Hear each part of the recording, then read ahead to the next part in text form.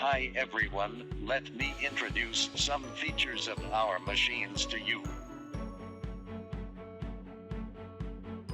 This is a single injection cylinder machine, which has only one injection cylinder on the injection unit in the middle, connected concentric with a screw and plasticizing motor.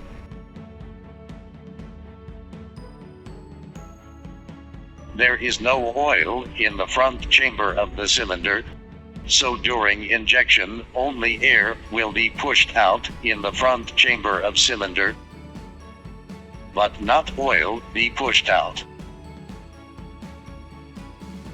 Resistance of return oil, which is affected by oil temperature, size of valves, size and length of pipes, can reach 10 kg per centimeter square generally.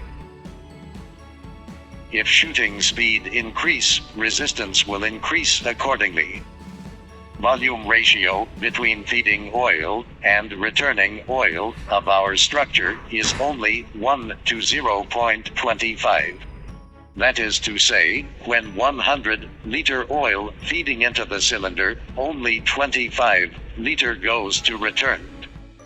The figure and data above fully shows that return oil resistance of our structure is greatly reduced, which is only 2 kg per centimeter square.